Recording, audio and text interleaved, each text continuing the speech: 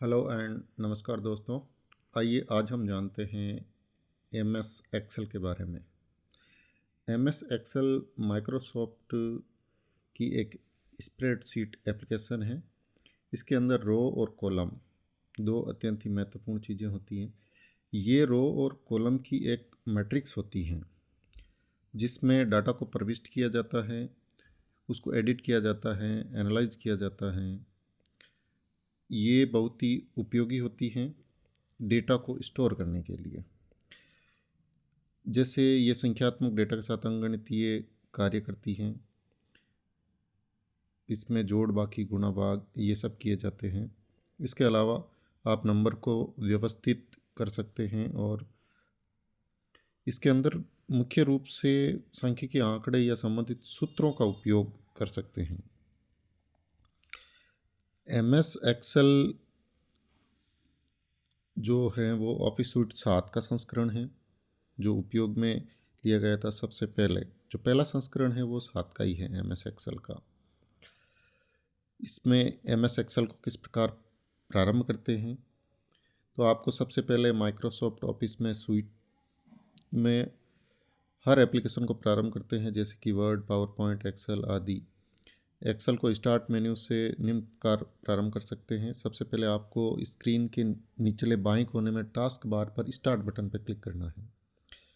उसके बाद मेन्यू से ऑल प्रोग्राम विकल्प पर क्लिक करें और प्रोग्राम की सूची से माइक्रोसॉफ्ट ऑफिस का चयन करें। माइक्रोसॉफ्ट ऑफिस एक्सेल 7 पर क्लिक करें।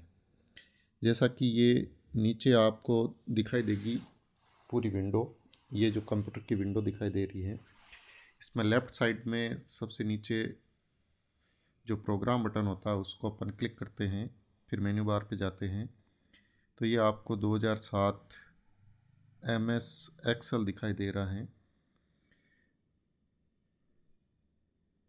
ये 2007 एम एस एक्सेल पे अपन क्लिक करते हैं तो एम एस एक्सेल ओपन होता है। एम एस एक्सेल का पहला संस्करण 2007 में, दूसरा 10 में, उसके बाद 2016 में और 2019 में भी एम एस एक्सेल के नए संस्करण आए हैं। इस प्रकार इसके संस्करणों का अपडेशन होता रहा है समय समय पर। अब आइए हम देखते हैं एम एस एक्सेल की जो टाइटल बार विंडो है वो कैसे खुलती है। ये सबसे ऊपर लेफ़्ट साइड में आपको ऑफिस बटन दिखाई दे रहा है और इसके आगे एक छोटा सा बटन दिखाई दे रहा है, customize quick access toolbar. ये ऑफिस बटन है लेफ़्ट साइड में। फिर ये customize quick action toolbar, इससे आप मतलब किसी भी चीज़ पर क्विकली पहुंच सकते हैं। इसके बाद में ये जो फॉर्मूला बार हैं, यहाँ पे फॉर्मूला आप एडिट कर सकते हैं, प्लस माइनस, जोड़, बाकी, गुणा, भाग, यानी आप कुछ भी फॉर्मूला पुट करके और अपनी वैल्यू को निकाल सकते हैं। ये जो पूरा ऊपर का तीनों लाइनें दिख रही हैं वो रिबिन है। फिर वर्कशीट विंडो, ये आपकी जो वर्कशीट विंडो है ये अंदर है और ये नाम दिए गए हैं KLM। ये कॉलम की हेडिंग्स हैं, ये ABCD से शुरू होती हैं। वहीं जो हेडिंग, रो हेडिंग है वो 1 2 3 4 ये सब है। इसमें जो एक्टिव सेल हैं ये एक्टिव सेल्स दिखाई गई हैं, जैसे कैसे रो और कॉलम दोनों मिलकर सेल का निर्माण करते हैं। इसमें जो आडी लाइन है वो रो की है और जो खड़ी लाइन है वो कॉलम की है।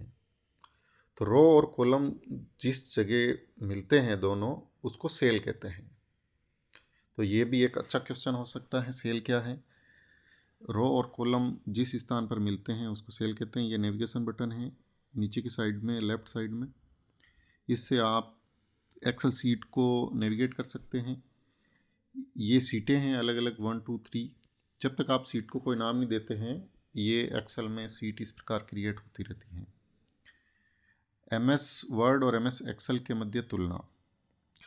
माइक्रोसॉफ्ट एक्सेल और माइक्रोसॉफ्ट वर्ड ये दोनों एप्लीकेशंस है।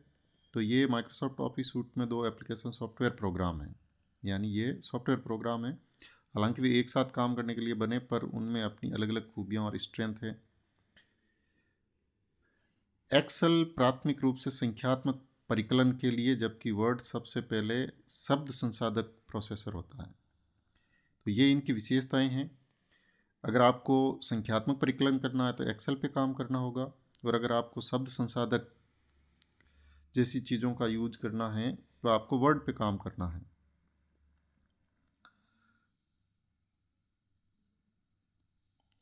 अगर आप वर्ड पे काम करते हैं तो आप पत्र, निबंध इत्यादि ये सब चीज़ें लिख सकते हैं, और अगर आप एक्सेल पे काम करते हैं तो आप एक्सेल सेल के अंदर पूरा पैराग्राफ लिख सकते हैं, एप्लीकेशन प्रिंटर करने योग्य दस्तावेज बना सकते हैं, इसमें कुछ हद तक फंक्शन सिमुलेशन कर सकते हैं।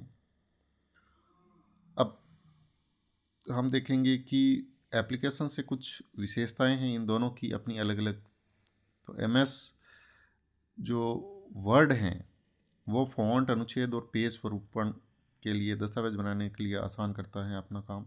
वहीं एक्सेल हैं वो विश्लेषण, सूत्रों एवं सशर्त कंडीशंस स्टेटमेंट्स की गणना के लिए इसकी एक अपनी पहचान है। तो ये एमएस वर्ड और एमएस एक्सेल, इन दोनों में क्या अंतर हैं, ये सब इस सारणी में दिखाया गया है आपको। एमएस वर्ड और एमएस एक्सेल, जैसा कि मैंने पहले ही बताया, ये दोनों एक एप्लीकेशन सॉफ्टवेयर प्रोग्राम है। तो एमएस वर्ड शब्द पे, वहीं एमएस एक्सेल स्प्रेडशीट पे ज़्यादा फोकस्ड हैं। एमएस वर्ड से आप पत्र, निबंध लेखन ये सब कर सकते हैं, वहीं एमएस एक्सेल से आप सारणीबद्ध दस्तावेज बनाने का काम कर सकते हैं। एमएस वर्ड में जहाँ टेक्स्ट स्वरूपण होता है, वहीं एमएस एक्सेल में रिकॉर्ड या सांख्यिक डेटा का विश्लेषण किया जाता है। एमएस एक्सेल को एक वर्ड दस्तावेज के अंदर सम्मिलित किया जा सकता है, परंतु एमएस वर्ड दस्तावेज को किसी एक्सेल तालिका के अंदर सम्मिलित नहीं किया जा सकता। यानी आप एक्सेल से वर्ड में कॉपी कर सकते हैं, पर वर्ड को एक्सेल में कॉपी नहीं कर सकते हैं same to same. MS Word formatting की अच्छी सुविधा प्रदान करता है, वहीं एमएस एक्सेल फॉर्मेटिंग के लिए अच्छा नहीं है। अब वर्कशीट और वर्कबुक क्या होती हैं? जब आप एक्सेल प्रारंभ करते हैं, स्वचालित रूप से एक नई रिक्त वर्कबुक वो ओपन होती है। एक साधारण एक्सेल फाइल को वर्कबुक कहा जाता है। जो एक फाइल होती है एक्सेल की, उसको वर्कबुक कहते हैं, जो कि अलग अलग चीज़ों जैसे वर्कशीट, चार्ट, शीट, कई छोटे प्रोग्राम शामिल कर सकती हैं। प्रत्येक वर्कबुक में ये सारी चीज़ें सम्मिलित हैं। एक या एक से अधिक वर्कशीटें हो सकती हैं। एक वर्कबुक में सीट्स, जो सीट्स मैंने दिखाई थी 1 2 3, वो सीट्स होती हैं। एक वर्कबुक में एक से अधिक सीटें भी हो सकती हैं। एक एक्सेल वर्कशीट सिंगल स्प्रेडशीट हैं, जो रो और कॉलमों की मैट्रिक्स होती हैं। रो मतलब जो आडी लाइन होती हैं, कॉलम मतलब जो खड़ी लाइन होती हैं, इनकी मैट्रिक्स होती हैं। कॉलम और रो के मिलान को सेल कहते हैं। ये एक इम्पोर्टेंट क्वेश्चन है। ये जैसे आडी और खड़ी लाइन जहाँ मिलती हैं, उस मिलान को हम सेल कहते हैं। स्प्रेडशीट्स में प्रत्येक सेल का एक सेल एड्रेस होता है, जो कॉलम अक्षर और रो संख्या से मिलकर बनता है। ये वर्कबुक कैसे बनाते हैं, इसके बारे में हम जानकारी लेते हैं। यदि आप एमएस एक्सेल 7 में काम कर रहे हैं और एक नई एक्सेल फाइल में काम शुरू करना चाहते हैं, तो आप नई वर्कबुक निम्न चरणों का पालन करके बना सकते हैं। जैसे पहला चरण है, ऑफिस बटन पर क्लिक करेंगे, फिर आप न्यू का चयन करेंगे, उसके बाद आप ब्लैंक वर्कबुक चिन्ह क्लिक करें और क्रिएट बटन क्लिक करें। तो ये 4 चरणों में आप वर्कबुक बना सकते हो नई। ये जैसे आपको विंडो दिखाई दे रही है, इसमें जो सबसे ऊपर न्यू का बटन दिखाई दे रहा है, जब अपन न्यू पे क्लिक करते हैं तो ये ब्लैंक एंड रिसेंट ये पेज खुलता है, और इसमें राइट साइड में नीचे क्रिएट का बटन है। ये राइट साइड में क्रिएट का बटन है, इस पर अपन क्रिएट का बटन दबाते हैं तो वो वर्कबुक क्रिएट हो जाती है। फिर वर्कबुक को अपन कैसे खोलते हैं एमएस एक्सेल में? किसी मौजूदा वर्कबुक को खोलने के लिए आप निम्न चरणों का उपयोग कर सकते हैं, जिसमें पहला स्टेप है कि ऑफिस बटन पर क्लिक करें और फिर ओपन क्लिक करें। ये जो शॉर्ट कीज़ हैं कंट्रोल ओ, इसके माध्यम से भी आप वर्कबुक को खोल सकते हैं। ये कंट्रोल ओ जब अपन कंप्यूटर कीबोर्ड पे प्रेस करते हैं तो वर्कबुक ओपन हो जाती है। इच्छित वर्कबुक को ओपन डायलॉग बॉक्स में ढूंढें और डबल क्लिक करें। जैसे आपको ओपन पे क्लिक करेंगे तो ये खूब सारी फाइल्स दिखेगी, इस पे डबल क्लिक करेंगे तो वो फाइल ओपन हो जाएगी। इस प्रकार MS एक्सेल में जो वर्कबुक हैं उसको कैसे खोला जाता है, फिर इसको कैसे नाम दिया जाता है।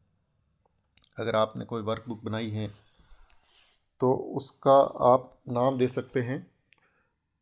ये फाइल नेम वाली जगह आपको टाइप करना होता है नाम, और उसको नाम देकर आप उसको सेव भी कर सकते हैं। इस प्रकार MS एक्सेल के ये महत्वपूर्ण चरण हैं। ये फाइल वाला जो कॉलम है, इस पे आप किसी भी फाइल का नाम लिखते हैं तो उस फाइल को वो नाम दिया जाता है, फिर वो उस फोल्डर में सेव हो जाती है। आइए देखते हैं लेबलिंग क्या है। कॉलम और रो शीर्ष के अक्षर और संख्या को लेबल कहा जाता है। जो कॉलम और हेडिंग मतलब रो होती हैं, उसकी जो अक्षर मतलब जो ABCD और 1 2 3, ABCD ऊपर की तरफ लिखे रहते हैं, 1 2 3 वर्टिकल में लिखे रहते हैं, तो इन दोनों को मिला के लेबल कहा जाता है, जो क्रमशः वर्कशीट के शीर्ष और बाईं और ग्रे बॉक्स में प्रदर्शित होते हैं। कॉलम हेडिंग अनुवर्णिक वर्ण यानी अल्फ़ाबेटिक कैरेक्टर से लेबल रहती हैं, जो कॉलम A के साथ शुरू होती हैं, और रो हेडिंग संख्या से लेबल रहती हैं, जो 1 के साथ शुरू होती हैं। मतलब पहली सेल में अगर जाएंगे तो उसका जो नाम होगा वो A1 होगा। आमतौर पर एक वर्कबुक सीट 1 2 3 के रूप में 3 वर्कशीट द्वारा लेबल होती हैं। सीट का नाम बदलकर नई सीट सम्मिलित करके सीटों को हटाकर या मर्ज करके आप वर्कशीट की लेबलिंग को बदल सकते हैं।